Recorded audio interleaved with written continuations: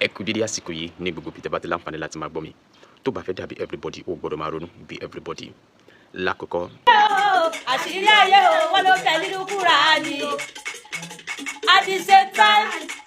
lóòótọ́ wọn mẹ́sàn-án báìbù náà but kí King Dr. Saheed Òṣùpá má gbàgbé nǹkan kankan wọ́n fẹ́ kọ́ mọ realize nǹkan kan. ọyà ara mi ń gbọ̀n ni àyà mi dẹ̀ bẹ̀rẹ̀ sí ní já kì í ṣe nítorí èèyàn kankan nítorí ẹlẹ́dàá ayé ara mi ni nítorí tí mo fẹ́ sọ yìí.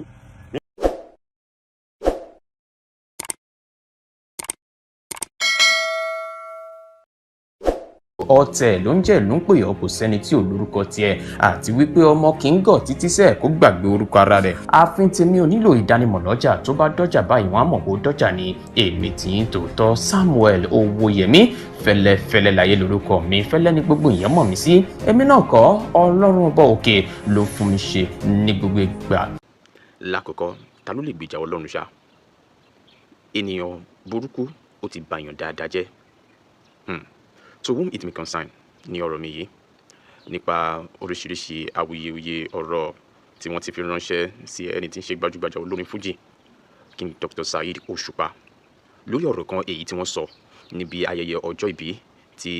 bàbá gbajúgbajà òṣèré Lálùdé wọ́n pé ẹni 52 years lókè rúpẹ́ happy belated birthday sí bàbá Lálùdé. Now níbi ayẹyẹ yẹn gangan ni King Dr. Saheed Òṣùpá ti sọ àwọn kankan tó jẹ́ pé wọ́n ti wá dìmú báyìí wọ́n ti ń fẹ́ lójú. mo kàn fẹ́ yànnà náà àwọn kankan ni and I will always say this I stand to be corrected. ọ̀rọ̀ tí King Dr. Saheed Òṣùpá sọ yìí ó jẹ́ ọ̀rọ̀ kan tó lágbára púpọ̀. ẹ jẹ́ ká go straight to the point, let's say the fact. ọ̀rọ̀ yìí lágbára púpọ̀, ọ̀rọ̀ yìí ó ta bá aráalé ó ta bá ara oko,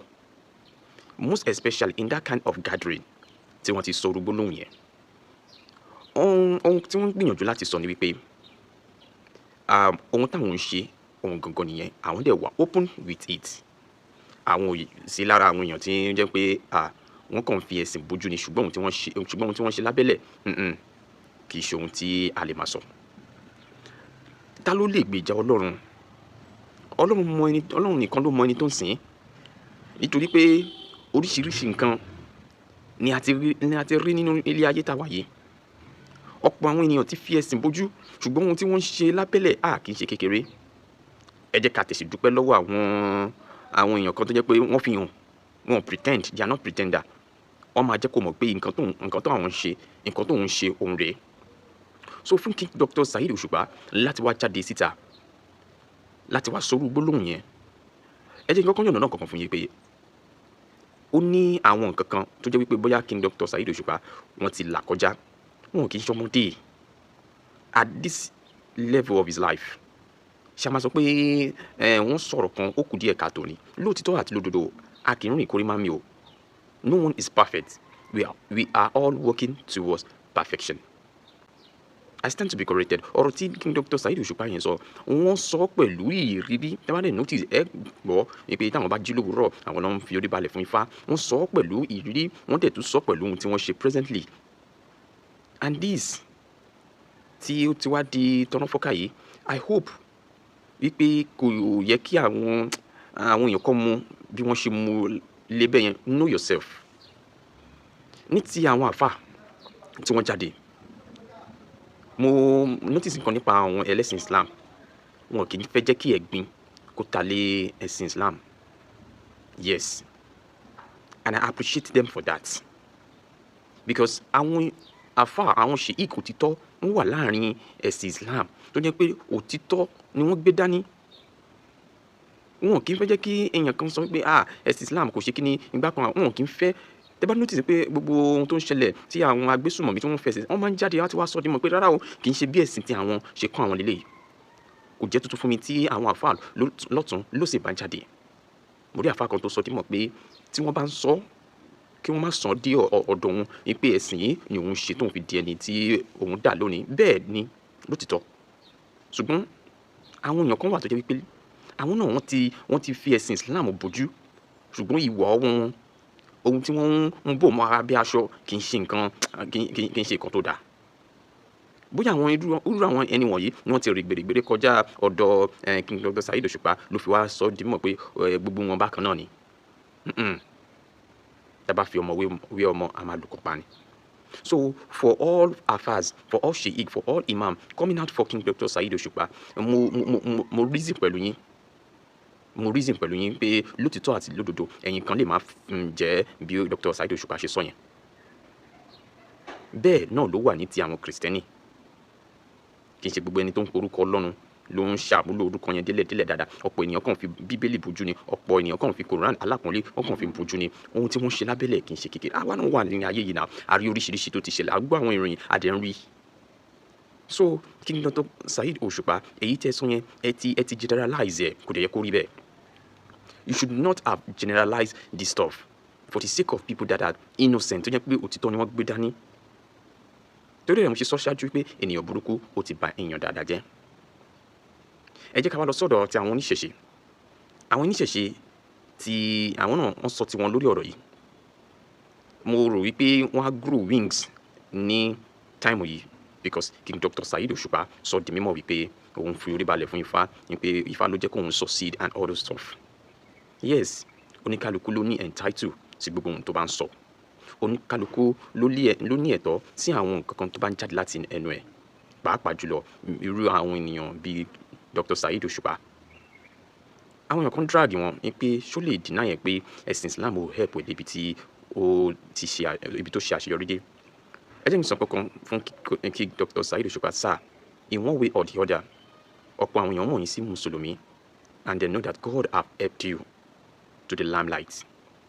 Ẹ jẹ́ ká fi ọ̀rọ̀ wípé ẹ̀ ń fi orí balẹ̀ fún Ifá ṣe ti àwọn ẹlẹ́sìn àwọn ti Kristẹni ẹ̀ ń sọ wípé gbogbo rẹ̀ irọ́ ni. But ìdìde yín àti ọ̀dọ̀ Ọlọ́run ni. Because your things, your song, your music is uncomparable. Ó wà different, ó wà very very different. Ìgbà jíjẹ kọ́nà wí láti ilẹ̀ o, ìyà jíjẹ ló máa ń sọ òun lọ́pọlọ. Mo ti kátìrà kéwù já, mo ti kátìrà síra, rẹ̀ ti kéwù já o. Mo ti kéwù já, mo ti kékùrà ní sí ìbò dẹ̀ túbọ̀. Mo ní gbogbo àṣírí ayé o, wọ́n ló fẹ́ nínú Kùránì. At the same time, mo máa yí ní ké o, mo dẹ̀ tún máa yí ní padà o. Béèyàn kan bá lọ jí mi lórí, mo tún lè yóò padà o. Béèyàn kan bá lọ jí mi lórí, mo tún lè yóò padà o. Inú Kùránì mo ti rí Ábílà, pẹ̀lú Kábílà, àwọn tẹ̀gbọ́n tàbúrò, ọgbọ́n àwọn rí lórí obìnrin pẹ̀lú obìnrin. Àwọn méjèèjì mọ̀ ṣe gidi pọ̀ jù. Wọ́n lóyún tí wọ́n fi ṣẹ̀tì rù, kó fi ṣẹ̀tì rù tó jẹ̀fà nínú Kùránì. Báyìí tètè dàgbù, tètè yé báyìí. Ṣé rí problem tó wà ń bẹ̀ ni pé kò ń sọ̀rọ̀ pé bẹ́ẹ̀ ti sọ pé Quran àti Bible sàkámà ń jẹ. Ọlọ́pàá àwọn èèyàn tó wá ń sọ̀rọ̀ pé òkè ṣèbò Òṣùpá wọ́n mention Bible náà nínú orin yẹn. Lóòótọ́ wọ́n mention Bible náà. But kí King Dr. Saheed Osupa má gbàgbé nǹkan kankan. Wọ́n fẹ́ kọ́ mọ realize nǹkan kankan. Kí wọ́n rántí nǹkan kankan máa rántí ẹ̀ dáadáa bá ti rántí. Ṣé rí àwa tá a jẹ́ fans Òṣùpá yìí? Àwa tẹ́ pé fans tó yẹ pé die hard fan Òṣùpá ni wá. Àìmọye nǹkan tó ti ṣẹlẹ̀ sí wa nítorí Òṣùpá tá a lè délé sọ àbí déta sọ. Tí ẹnìkan bá tá àbùkù bò Òṣùpá immediately la máa attack ẹni yẹn. Àwa tá a jẹ́ fans Òṣùpá mo fẹ́ fi ra orú àwa pé Muslim pé tá a bá ti rí nǹkan tó fẹ́ ta ẹ̀rẹ̀ bá Quran àbí Islam táwa gbé dání á tètè sọ̀rọ̀ kò tí bẹ́ẹ̀ nìyẹn ṣe lè tóbi tó á pè sákèésì má ta sí Islam báyìí. Ṣé rí àwọn olórin míì wọ́n ní àwọn tó jẹ́ pé tí nǹkan bá ṣe wọ́n àwọn fans wọn lè dá kẹ́kẹ́ má sọ̀rọ̀ but fans t'Òṣùpá àwa ya wèrè gan. Àwọn òràn yàn tó bá ti gbé wá fún Òṣùpá báyìí àwọn náà máa gbé wá fún ẹni. Nígbà kan orin Kọ́kọ́rọ́ Alátẹ yẹn t'Òṣùpá kọ lọ́jọ́ tí mo ra live cassette yẹn gàjọ́ kejì tí live yẹn jáde mo rà. Ìgbàjú tí mo jẹ nítorí live yẹn lásán ato 15 táwọn èèyàn ìgbà yẹn la mọ́ jiyàn sẹ́rí pé Òṣùpá ń kọrin ju Pasuma lọ pé Pasuma ń kọrin ju Òṣùpá lọ. Ìgbà tí cassette yẹn já live yẹn tó jáde Kọ́kọ́rọ́ Alátẹ tó ń tàtẹ́ nìyẹn tó jáde nígbà yẹn kò ń ṣèjà kékeré. Then nígbà tójú ogun le fún King Dr. Saheed Osupa àwa yìí láì sí pa àmọ́ rí à ń sọ ọmọ bàbá wọn à ń sọ ọmọ ìyá wọn àwa tó máa gorí àwa máa ṣàdúà kọ́lọ́mọ jàpá yọká Òṣùpá tó Òṣùpá bá bìlú pé bó yóò gùn gbà yẹn nìkan tó ń ṣe ló láwọn gbà yẹn kan tú dànù. Àdúrà pọ̀ o Ọlọ́run gbọ́ àwọn ò tún fowó lẹ́yìn wájú àwọn fún àbábá ṣàdúrà kí nǹkan mọ̀ sí Òṣùpá láì ṣe pa àmọ̀ yín rí àmọ́ bàbá yẹn àmọ̀ ìyá yín orin tí ẹ̀ ń kọ orin tẹ́ ń kọ arógbọ́n kọ́ńbẹ̀ ni wàláhì a lè dà yín nù èèyàn wa níyìn ẹ̀yin náà dẹ̀ kó wa jẹ ẹ̀yin náà dẹ̀ dá wa mọ̀ mi ò kú lọ ságbo mi ò lọ ságbo olórin lọ náwó fúnra yín lẹ wá King Dr. Saheed Òṣùpá fúnra yín lẹ wá nọ́mbà mi kàn tẹ́ pè mí fúnra yín pé no mo máa ń rí yín lórí TikTok tẹ́ mọ́ sọ̀rọ̀ ń pa mi fúnra yín lẹ wá nọ́mbà mi kàn tẹ́ pè mí tẹ̀sẹ̀ ṣàdúrà gan tẹ̀sẹ̀ gbẹ̀tẹ̀ ní nọ́mbà mi ni ẹ save ẹ o láti jọ́ yẹn tí n bá chat yẹn ẹ máa reply tí n bá pè yẹn ẹ máa ń down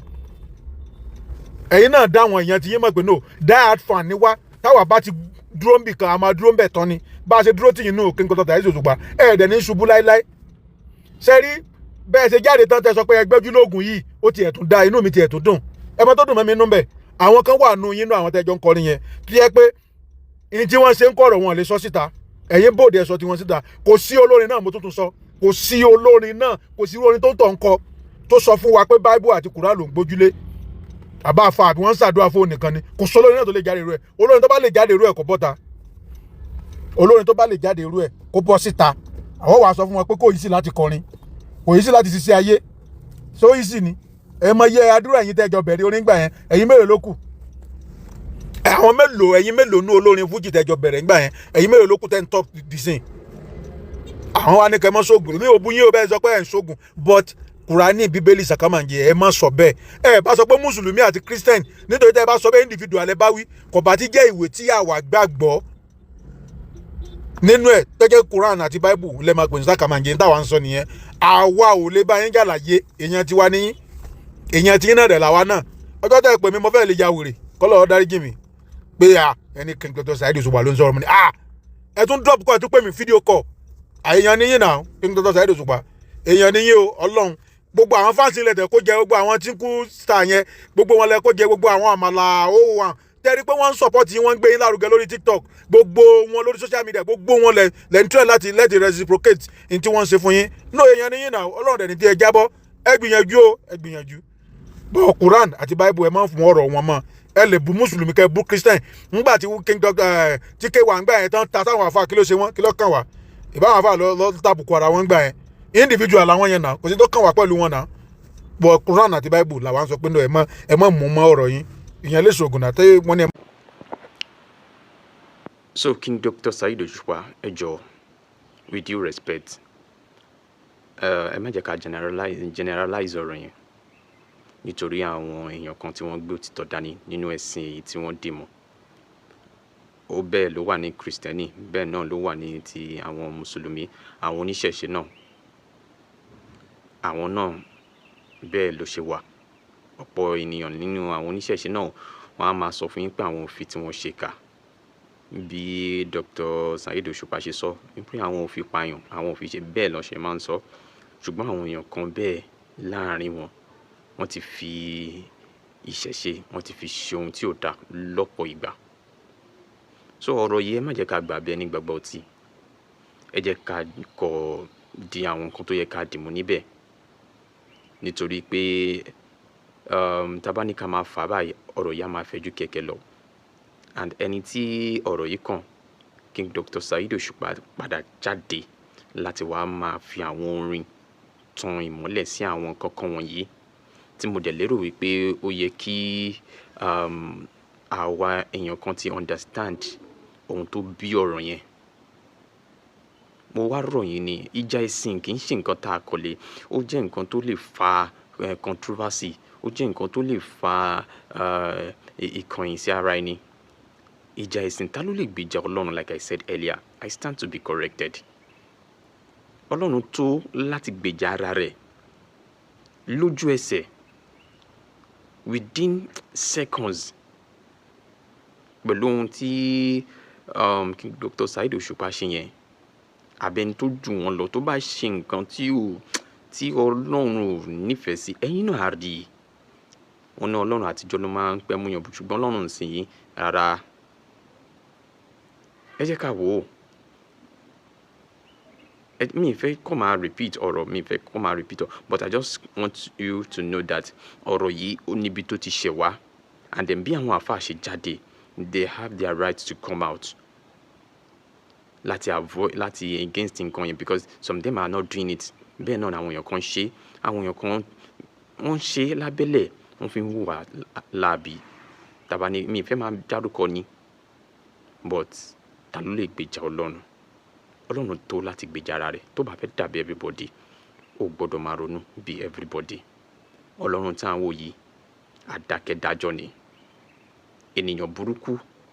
ó ti bà èèyàn dáadáa jẹ́ lórí ọ̀rọ̀ tó wà lẹ́yìn náà ni King Dr. Saheed Òṣùpá wọ́n generalize ẹ̀ ni wọ́n fi ṣe wípé everybody but kì í ṣe everybody onínú ló mọ̀nú ara rẹ̀ bí àwọn àáfàá ṣe ń jáde yes they have their right to do that because àwọn èèyàn kan máa fi yé yín pé àwọn kì í ṣe bẹ́ẹ̀ bó ṣe wà ní Kristẹni ló wà ní Islam ló dẹ̀ wà lọ́dọ̀ àwọn oníṣẹ̀ṣe náà so tó bá fẹ́ dàbí everybody lẹ́ẹ̀kan sí o gbọ́dọ̀ máa ronú bí everybody àwọn èèyàn sọ̀rọ̀ lórí ìṣẹ̀lẹ̀ yìí àwọn vital ọ̀rọ̀ kan wáyé tí mo dẹ̀ fẹ́ jẹ́ kẹ́ fi ti ara yín gbọ́ lórí ìṣẹ̀lẹ̀ yìí náà ni mi ní fẹ́ jẹ́ kẹ́ dojú ń bẹ̀ ohun tí ẹ bá rí sí gbogbo nǹkan yìí ẹ fi ránṣẹ́ sí abẹ́ comment section wa ẹ má gbàgbé láti like kẹ́dẹ̀ bá wa share nítorí ọ̀rọ̀ yìí ó deep gbogbo ẹni tó bá tàbí ẹ má bínú kí àtúnṣe lè wà náà ni ká lè pe ara wa sí àkíyèsí àwọn kankan tó ń lọ nípa ti àwọn èèyàn kan tí wọ́n pe ara wọn ní ẹni Ọlọ́run ṣùgbọ́n ìwà ọwọ́ wọn burú ẹ jẹ́ ká lọ síbẹ̀. ọmọ àkànbí tún yín náà ni o ẹ má bínú pé bóyá mo ṣe fídíò ní bójú ọjọ́ ṣe rí ẹ dákun torí tọ́lọ́run bí mo ṣe ń bá yín sọ̀rọ̀ yàrá mi ń gbọ̀n ni àyà mi dẹ̀ bẹ̀rẹ̀ sí ní já kì í ṣe nítorí èèyàn kankan nítorí ẹlẹ́dàá ayé ara mi ni nítorí tí mo fẹ́ sọ yìí nítorí ijọ́ tí ó bá kanrú èmi yìí náà ìyẹn gbọ́dọ̀ mọ́ múra lẹ̀ ọ̀rọ̀ ṣé ní wò ká lè mẹ́ni tí ó fẹ́ ni. mo kàn wá ní mọ́ṣáláṣí mo ń kọ́ máa ń kéwú lọ́wọ́ ni mo bá rí mo wá ní káwọn ẹ̀ máa tọ́ kéwú wọn mo wá ní kí n bọ́ta kí n dálejò tó wá mi wá lóun ká kíra wa ká sọ̀rọ̀ ni mo bá ní kí n kàn máa wórí social media kí n máa pàrònú rẹ̀ àbí nígbà tí n bá lówó ń sà lọ́lọ́hùn ni mo bá kankan fídíò kan tí ọkùnrin kan ṣe tó ní Alhaji Saheed Alhaji Oríyọmí o tóun bá wọ́n bẹ̀rù Saheed Òṣùpá o nǹkan kan wọn bẹ́ẹ̀ kò lè jẹ́ kán lè sòótọ́ ọ̀rọ̀ fún nǹkan kan ǹjẹ́ ta ni ẹ ó di àfàsù náà tí ó ń ṣe bóyá tíátà mọ́ra wọn kọ́mẹ́dì mọ́ra wọn bloggers mọ́ra wọn ó kó gbogbo ẹ̀ papọ̀ mo wá rí tó ń sọ pé Alhaji Saheed Òṣùpá tó ń bá drag yín bóyá nǹkan kan ń ṣẹlẹ̀ àbí nǹkan kan mọ́ra wọn kí nìyẹn kò ń wallahi tallahi summa billahi la ilaha illa huwa kì í ṣe pé nítorí nǹkan kan bí kì í ṣe wípé tá a bá rẹ́ni tó bá ga mi kì í tọrọ kọ́lọ́hún já ń tọ̀ ń wálẹ̀ mi ì fẹ́ torí mi náà ń tọrọ kí n ga mi tí ga bọ̀ mo ń tọrọ kí n ga mi tí ní mo tọrọ kí n ní mi tí jẹ mo fẹ́ tọrọ kémi náà jẹ́ níyàn. mo wáyé tó sọ pé tó ń bá drag mọ́ ni kí ló dé ẹni yìí la mọ̀ mọ́ Alhaji Saheed Òṣùpá gẹ́gẹ́ bí loyalist tó lóyà sí bàbá yìí ni mo bá ní kí n kúkú farabalẹ̀ kí n wo kí ni tó máa sọ. sórí kí n tó sọ̀rọ̀ ẹ̀yin ọmọ ìyá mi nínú mùsùlùmí ìwọ tó bá sinmi à ń gbára léèyàn eré rẹ ti burú ọmọ Àkànbítù ló sọ bẹ́ẹ̀ ìwọ ọmọ ìyá mi nínú kìrìsìtẹ́nì tó bá sinmi à ń gbára lé ènìyàn tó bá gbára lé Ọlọ́run tó bá sinmi à ń gbára lé ènìyàn instead tó yẹ kó gbára lọ́lọ́run ó ti ṣòfò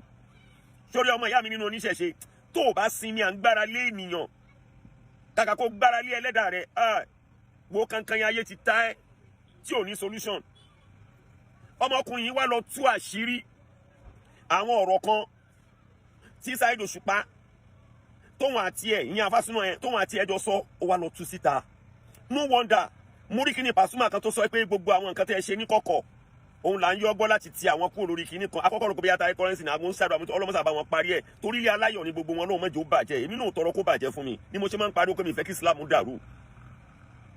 mo ẹ̀ṣẹ̀ wá rí i pé ọmọkùnrin wa ń sọ pé gbogbo ẹ̀ tí nǹkan kan bá ṣe òun ti pé káàkiri gbogbo bloggers in tó ṣẹlẹ̀ ṣé rí n tó jù ń bẹ̀ ẹ jẹ́ n bá yín sọ èyí tó jó ti tọrọ nítorí mo rí pé Alhaji Saheed Òṣùpá dárúkọ Alhaji Kollington Àyìnlá ń bẹ̀ ó sì dákọ̀ Pasuma ń bẹ̀ mo dẹ̀ rí àwọn ọ̀rọ̀ tí Alhaji Saheed Òṣùpá sọ wàláì mi ní ṣe àbòsí kò sí ẹni tí ò ní gbéra rẹ̀ ga Alhaji Pasuma náà máa bọ́lọ̀ ń ṣe wọn lálùbáríkà ìdátó ó máa ní láàrin àwọn tí wọ́n tán bá wà láàrin àwọn èèyàn wọn tán máa sọ pé àlùbáríkà mi ṣóun ni ṣóun bá ni for example tán máa ní kinní kan wá lọ gbórin àṣẹ kan àwa forin pàṣólẹ̀ làbáíkà kinní kan mọ́ra wọn bẹ́yẹn ṣé mọ̀ oníkálukú ló mọ̀ bó ṣe ń ṣe oníkálukú dẹ̀ ló ní bloggers tó ń ṣiṣẹ́ fún oníkálukú ló ní bloggers tó ń ṣiṣẹ́ fún so gbogbo ètí Alhaji Saheed Òṣùpá ṣe yẹn tí wọ́n ń sọ fún àfàsúnà wípé kó gbé èèyàn kan sórí íńtánẹ́ẹ̀tì kó gbé sórí ayélujára yẹn gbogbo wa lálábòsí gbogbo wa pátápátá lálábòsí èmi náà ń ṣe Ọlọ́run ọba nìkan ni ò kí ń ṣàbòsí Ọlọ́run dẹ̀ ṣe é léèwọ̀ ó ní ká má ṣàbòsí fúnra wa gbogbo wa even Alhaji Kollington Ayinla pẹ̀lú Ayinde Barrister oníkálukú náà máa sọ pé èmi kébé èmi tí mo ṣe gbá kan yẹn nígbà àti tí wọ́n gbà yẹn Barrister náà máa sọ tiẹ̀ pé bákan ní kíní kankan Pasuma náà máa sọ ṣẹ́ rí ẹ̀bẹ̀ tí mo fẹ́ bẹ̀ yín kò fi bẹ́ẹ̀ kàn mí in tó kàn mí bẹ̀ ni pé Ọlọ́run tó wà lára yín tó fi ní kẹ́ jẹ́ ní gíga ẹ jọ nítorí tọ́lọ́run bẹ́ẹ̀ ṣe make peace láàrin ara yín tẹ́ ẹ̀dẹ̀ ti ṣàdéhùn pé kò sí tó lè dá ìjà lẹ̀ mọ́ láàrin ara yín yẹn ẹ má jẹ́ kẹ́ni tí ò bá yín fojú winá no matter what gbogbo tó lè wù evidence tó lè wù kí lórúkọ ẹ̀ àfàsúnà kó gbé jáde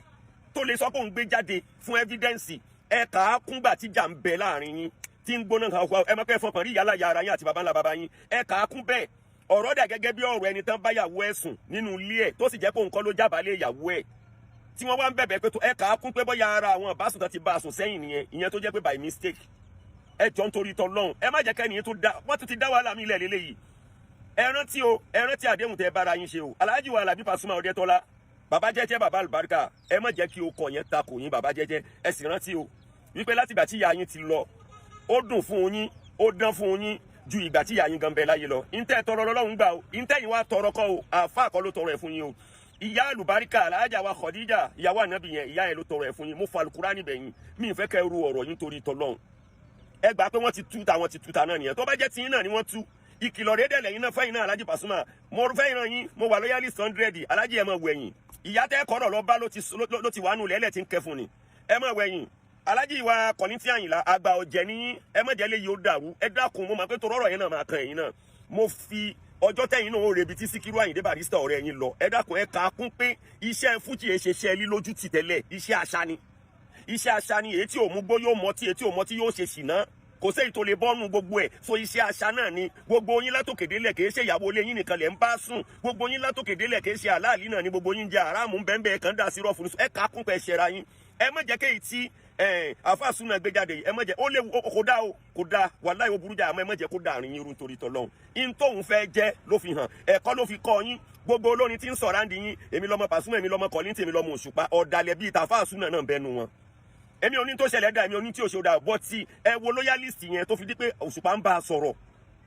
tó wá fi wá ń gbé àṣírí yẹn bọ́ ta man nama laka faqad nama alayhi sallallahu alayhi wa sallam Ànábì ló sọ bẹ́ẹ̀ kílẹ̀ yìí mọ̀ tó ti sọ ń pa yín Alhaji Pasuma kílẹ̀ mọ̀ tó ti sọ pẹ̀lú Saheed Òṣùpá tí Saheed Òṣùpá tínú rẹ̀ fi dùn tó fi sọ̀rọ̀ jáde Alhaji wa Kollington Ayinla kílẹ̀ mọ̀ tí àfàsúnà ti sọ jáde nípa yín kó tó di pé Saheed Òṣùpá sọ̀rọ̀ yín jáde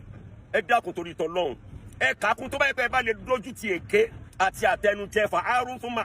arun ṣakọ olùmọdún mi ní ajili tó am tó bá yẹ pé ẹ bá lè dojú tì ní kẹjẹ kìkì ní ìmọ̀ wà peaceful ẹ wọdún tẹ ẹ ti ń jà ọmọ onífújì mélòó ló gbérí lẹ́yìn yín ẹ̀ṣẹ̀ rẹ̀ wà lọ́rùn yín o èyí táwọn ọmọ yín tẹ̀yẹ̀ tó fẹ́ máa gbérí tí oníkálukú ń dùn kan fẹ́ máa gbérí kì bá dáa kẹ́ ẹ má jẹ́ kélé tó jẹ́ intruder tí ó tún wá lu ògo àwọn ọmọ ọlọ́mọ mọ́lẹ̀ ọmọ Àkànbí tún náà ni o bí mo ṣe sọ̀rọ̀ yá àníyàn tí mo fi sọ Ọlọ́run fi ṣèdájọ́ fún mi èmi ò lábàásúnà ṣe dá èmi ò ní ò ṣe dá in tó tọrọ wájú Ọlọ́run ó tà fún àdàbí tóun àti Òṣùpá ò bá jọ sọ̀rọ̀ ọkọ̀ọ̀kọ̀ tóun tó ẹ pé ká sọ pé Òṣùpá ṣàbòsí àdàbí tóun náà ò bá ṣàbòsí àdàbí tí ìbádẹ́ ṣe pé nítorí àtẹnujẹ ló bá dé bẹ́ẹ̀ kò jù bẹ́ẹ̀ náà lọ I love you ọlọ́mọ Àkànbí tún náà ni gbogbo aláṣẹ oríire.